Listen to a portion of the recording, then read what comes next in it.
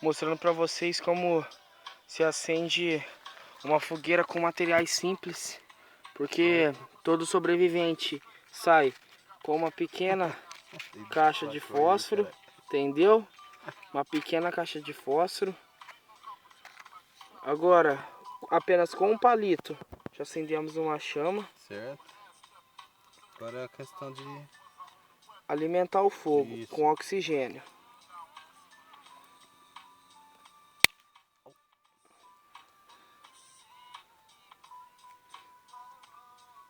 Ao som de um bom rap. Tá ligado? É essencial o rap na sobrevivência, pai. Tá ligado?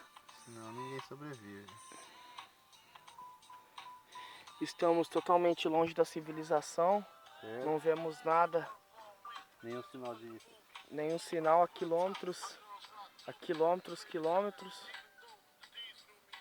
Estamos totalmente sozinhos. Amontamos nosso abrigo a 2 quilômetros. Vamos assar nossos alimentos aqui para os animais não sentir nosso cheiro. Certo. Estamos numa cidade chamada Tambaú, muito distante da tecnologia.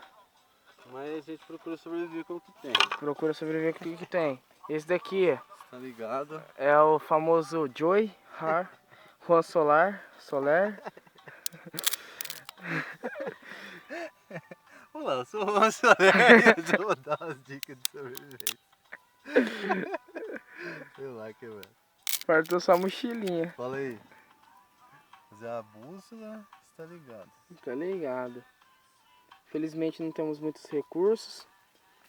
Tá ligado. Estamos apenas com uma caixa de fósforo, uma pulseira. Vamos esperar. Achamos caixotes feitos pela natureza. Pode ser usado no abrigo de várias formas. Tá ligado?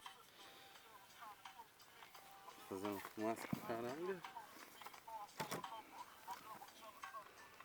Quem gostou dessa técnica de sobrevivência, comente, curte.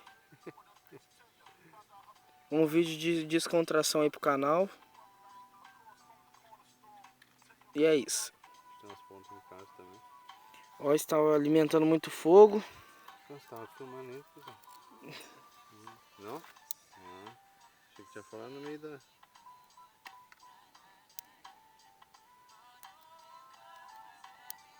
E é isso. Depois vamos atrás de comida, alimento. Não vemos nem sinal de ave, tá parecendo aquele filme do Pânico na Floresta. Não tem nada. Juan Soler. Tá ligado? O fogo tá feio. Agora falta achar proteína. Esse graveto aqui é muito essencial numa sobrevivência. Ó. Coçar o seu pé. Assim, ó. E tá feito aí. Tamo junto. Culturas do Brasil. Diretamente da natureza selvagem.